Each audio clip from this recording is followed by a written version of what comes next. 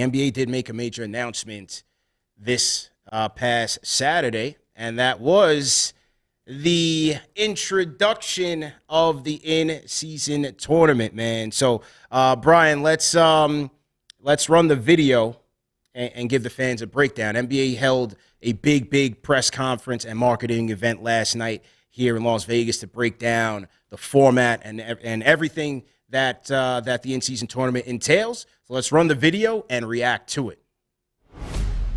All right, everybody, the NBA first ever in-season tournament is now official. But how does it work?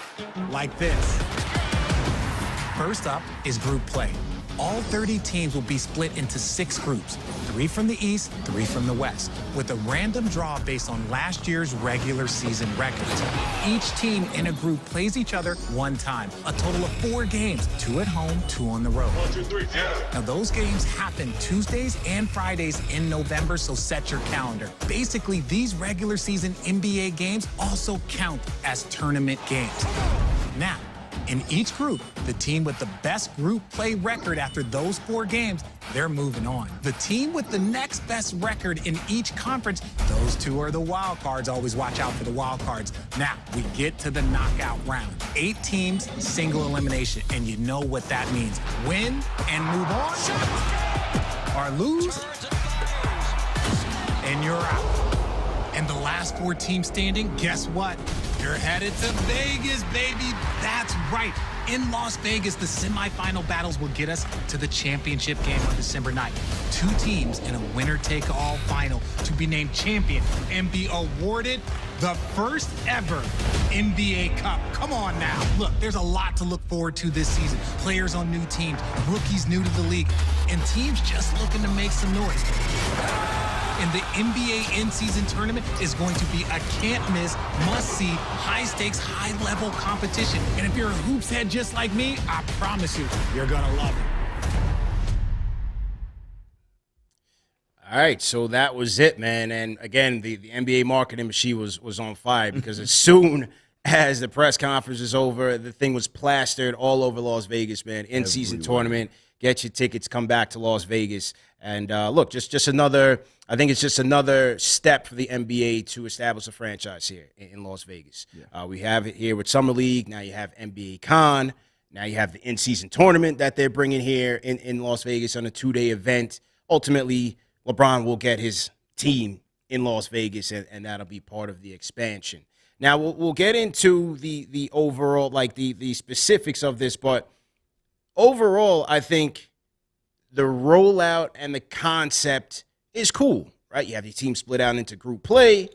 The games are regular season games in the season in November. You play 2 home, 2 on the road. The teams with the best records out of each group will make it, as well as 2 wildcard teams. That's as simple as it gets. So I think conceptually it's cool. And the idea around this, in any sport, any GM is going to want to look to broaden the appeal of the league to fans globally. Obviously, they want to pull in more revenue. That's why you bring it to Las Vegas. Everybody eats. Everybody gets fed.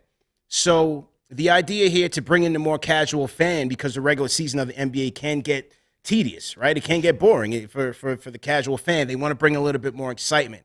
I get it. But then Adam Silver says, well, it's just like the soccer leagues because NBA is global. But the problem is that when the soccer leagues have the Champions League or the FA Cup, these are situations where you have like dream scenarios, right? The best of England versus the best of France, or the best of Spain, the best of Croatia, going head to head. Or you'll have like teams in the minor leagues that may come up and might upset a Manchester City and be able to win something. So you have those matchups that you would rarely see on a regular basis.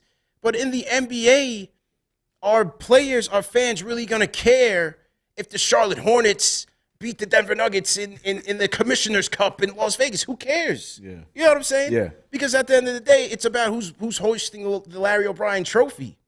It just doesn't make any sense. Yeah.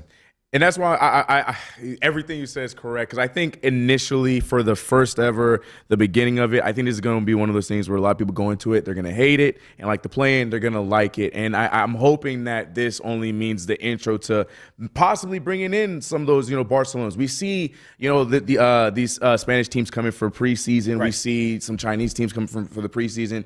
Maybe this evolves into something like that where you're getting the best of those guys to come in for that time being to play these guys, you know what I mean? And they'll play in Vegas or whatever. Whatever it evolves into, I think that's what they're hoping for in the NBA. I like you said, man, I am strictly looking at this as something that is going to spice up the regular season a little bit. I mean, unfortunately, as us Knicks fans, the season's spiced up enough because we're stressed out every game. But for the grand scheme of things, yeah, it could be cool. But they're just looking for the intro and hoping that it can evolve into something a lot bigger, like you said, appeal to getting a team here and possibly being able to incorporate some of these European teams. So I think it's going to be a lot more entertaining than a lot of people expect this first time around. And I'm hoping that, maybe we make some noise so I can make a trip and come and watch the Knicks in Las Vegas. You know what I mean? So true. Be right back here. You know what I mean? Come on.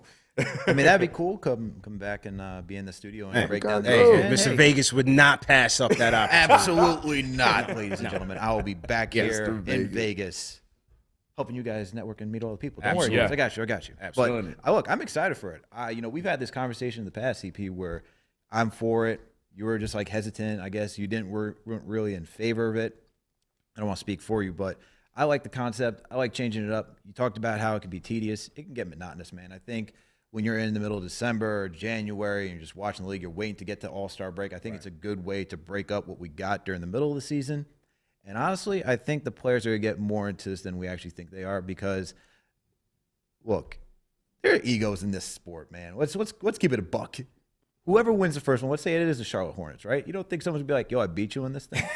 Someone be like, "Yo, I got you." No, I mean, I beat you in the finals, man. I mean, we won. We got the chip, man. And it's just gonna start from there. Like just something so silly and small like that. I think the thing that needs to help it though is what's the compensation? What's the incentive of it? I think that needs to come in and change because maybe it's like maybe you get home court advantage, right? Maybe you or like. Something like that. I don't know how you can tie that in together, but I'm just spitballing right here. I'm giving you some half-baked ideas, but something that's going to benefit you throughout the rest of the season. Maybe it's like, I don't know, maybe for the future season, right? You get a few more home games. That's like, all right, you win this championship, you get more home games. Instead of being a split 41-41, you get a little bit more home games, you get more of an advantage. I don't know. Something you got to add a little bit more incentive to this thing for the team where it's like, all right, we got to compete for this because this could give us some sort of benefit. And if you can tie it into the NBA Finals, I think then you could see a little bit more serious competition. But you just all those little things coming in together, man. Got to figure it out. First one, But I'm looking forward to it, man. I just want to see how it goes through. With you, not too thrilled about the group that we got selected. But here's the thing, though. Don't worry about that because this is also the best part. We always be talking about in the playoffs, right? Oh man, bring me the Bucks. We beat the Bucks 3 times this year, and they only beat us one time. So now we're talking about middle of December when that win that we would get in the past now it might mean something because we can get that Commissioner Cup kind of thing. So I'm not really too worried about our little group. I know we got Miami. I know we're probably gonna go through it right now. I'm sorry, I don't mean to jump ahead. But let's jump into the groups, Brian. If you could load up the graphic on the group stage, let's take a look at it, man. And so they grouped them up by record in the previous year. There's 3 groups per conference. In the East Group A, you have the Sixers, Cavs, Hawks, Pacers, Pistons. In B, you have the Bucks, the Knicks, the Heat, the Wizards, the Charlotte Hornets. C, Celtics, Nets, Toronto Raptors, Chicago Bulls, and Orlando Magic. In the West A, it's the Grizzlies, the Suns, the Lakers, the Jazz, the Blazers. In B, you have the Nuggets, the Clippers, the Pelicans, the Mavs, and the Rockets. In C, it's the Sacramento Kings, the Warriors, the Timberwolves, OKC, and the Spurs. Man, I think some of these are loaded, man. Like, if you're going to B for the East, and you take a look at a team like the Knicks, you got to go 2 home, 2 on the road. Yeah. And you got the Bucks. You got the Heat. It's tough. Yeah. That's a tough one, man. Yeah. Especially with the Bucks coming back at full strength. They did get Chris Middleton back. They have Brook Lopez back, so they should be at full strength, especially if it's early in the season. You just never know. But and then Miami, if they get Dame, that's a tough group, bro. Yeah, that is a tough group, but I'm not scared because, as I mentioned before, we like to steal these games in the beginning of the season, and hopefully now where it matters, we might be able to do something like that and, make some noise like that. So we'll see, but it's going to be fun. I like you were saying, I understand it's going to be so all over the place, but it's going to be fun to see because now there's going to be that little bit of incentive. Knicks fans, it don't take much for us to throw some kind of, we're going to be trolling and going crazy when it comes to these games, especially don't let us win. So, I think for the league and especially for us, like us closed Knicks fandom, it's going to be a lot of fun. Any kind of reason for us to celebrate, we're going to celebrate for sure. Grant Williams passing by, showing love to the NBA report. Yeah. Salute to Grant Williams. Almost should have got him to come through. Right. Yeah, should have got him to come through. So you see where he's headed. What's your take? I'm just smiling. Yeah, let's go get Grant Williams' what take you want, on the in-season tournament. What you See what's smiling going on. about? Yeah, I'm just smiling because of the optimism in UCK. Look, and yesterday, man, man. you were trying to downplay yesterday. We were getting close, man. We were 2 points, 3-4 points away Alex. from making a comeback, and I'm like, CK, why are you getting so hyped, man? Why I'm are you not. getting so hyped? Why are you getting so Stop hyped it, during bro. Summer League, bro? You gotta understand, I am a Summer League veteran. I brought my Kevin Knox jersey because I was here for the legendary Summer League performance. Okay, now I've been to these things, all right? Yeah, so I know yeah. how these things go. So unlike popular belief, I was not optimistic at all. Yo, he was hyped, ladies. I Don't worry. know. CK was like in his seat, just like, let's go. He was like, yo, Kev, this is the guy. I like West Group A, man. Now the Grizzlies won't have John Morant. If they did, it'd be even more loaded. Yeah. But you got the Grizzlies, you got the Suns. The Suns' big three, and they might add Bol to the mix. The man, the myth, the legend of Bol to the Suns. You got Lakers, Utah Jazz, who retooled, and then Blazers are the Blazers. But West A is kind of stacked. I'm looking at that one too. It's kind of stacked, bro. Stacked. I'm looking forward to this, man. I'm looking forward to seeing how all this is going to play out.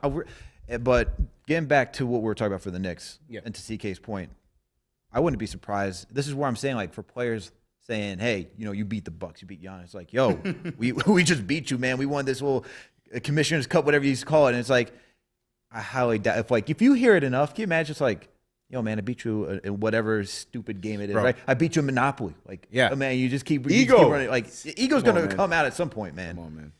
Say that to Jokic, and then he's just gonna point to the banner up there. I am the greatest.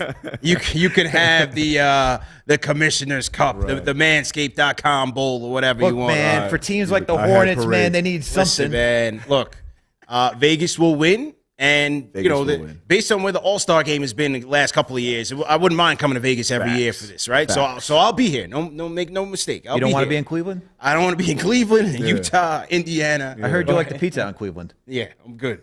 I'm good on all that. I'm going to never go back to that place. No offense if you live there.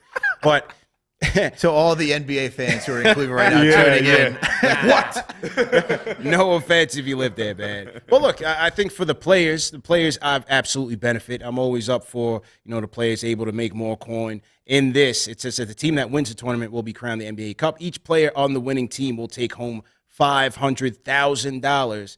Players on the second place team will take home $200,000. Players losing in the semifinals will get $100,000 each, and then the quarterfinals will get $50,000. So, for a player like Jacob Toppin or a player like Trevor Keels or so on and so forth, look, at back end of the roster guys, get a chance to get some more change. Big dub. Why not? You gotta. That's good for them. That's the only thing, man. Like 500,000. That's the pot that needs to be increased because who cares at that point? Like if you for an Isn't NBA that the player, All-Star pot? What's the All-Star pot? Is there something similar to that too? I think I got so. it. Yeah, I Might got to not take a be- look. It can't. Yeah, it's probably close. Don't to quote that. me, but I think it is. But still, this is where you're talking about when it gets to the NBA playoffs. We're talking about millions here. You're gonna say you're gonna cut that now? Like if you're a first-round rookie, you're making a few $1 million, right? So sure, an extra $500,000 to you in relation for a rookie is nice, but talking about someone like Jokic, it's like, bro, what is this gonna do? Like, I guess I'll go buy a new stable for my horse. But like, what? It's going to be interesting, man. When they rolled in the play-in tournament, a lot of people shirked at that. But over the last 2 years, it's been pretty entertaining. When you look at what the Pelicans were able to do, what the Timberwolves were able to do. You had Pep Bev, crying like he won the in-season tournament. This year was unbelievable because you had two teams who weren't your typical 8 seeds kind of just come up from the grave and make an incredible run. I mean, Miami got it together when they needed to and made that run in through the play and all the way to the finals, which I'm sure the league loved. And on the flip side, you had the Lakers who, you know, at one point, the Los Angeles Lakers, they were in 13th. Yeah. They were damn near the bottom of the West. Yeah. They were able to get it together and make a great run to the point where people were disrespecting the champion Nuggets, saying that the Lakers were going to make it. So the play-in, I guess in certain respects, has shown to be successful in its early, inception. Mm-hmm. We'll see what happens with this in-season tournament, man.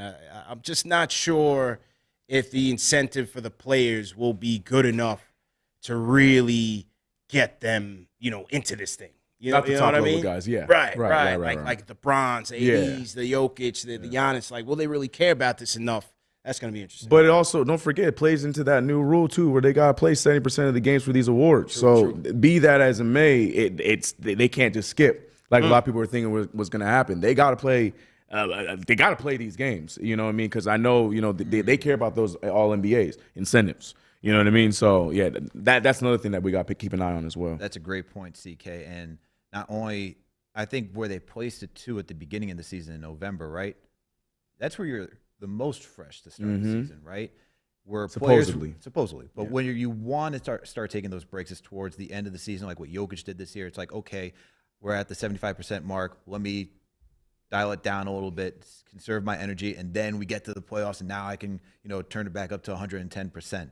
I think having it in November, around that time, it's really going to change that competitiveness a little bit. At that point of the season. Yeah, at that point of the season. I'm not going to say everyone's going to come out here and like LeBron's going to really care about it, but is he going to maybe LeBron, but is Jokic going to miss one of those games where he wants to win those awards? Is Embiid going to miss one of those games when he wants to win those awards? Like, if you need to get up to 65 and it's part of that 60, and this is part of that 65, to your point, CK, I don't think anyone's missing. I think the other thing that we got to think about too, guys, is that including this type of in tournament season, right? Like the league is trying to become global. Like let's not forget that we got the Basketball Africa League, right? Mm-hmm. Right. So this could be a setup where, as the league grows, as you're adding more teams, this is just a template just to have something in place that, let's say if this does truly become a world championship, right? Let's say now you have Basketball Africa League where that champion, those top whatever teams come compete against who's ever in the NBA and so forth, because it's all under one umbrella. So next thing you know, maybe you get a European league, right? So maybe this is just a template saying, all right, yeah, it's going to work for the NBA because this is our top product right now, but if we can really expand this thing and really like tap into this global market and really tap into every other country or some regions throughout the world, then we have something in place to bring all these teams and meet at some sort of central location to say, all right, we're going to compete now. So I think this is also just a future thing as well, not just only for the NBA right now. So that's why I'm also looking forward to it, man, because as the league grows, it changes. Like we're talking about two teams that may come in the future, right? Talk about Seattle, Las Vegas. Yeah. This is just only helping that cause. Starting that, yeah, no question about it, man. But what do you guys think in the chat? Let us know your thoughts on the in-season tournament, man. Are you excited about it? Do you think this is going to flop? Let us know your thoughts, man. Leave it in the comment section, and we will tap in with you guys.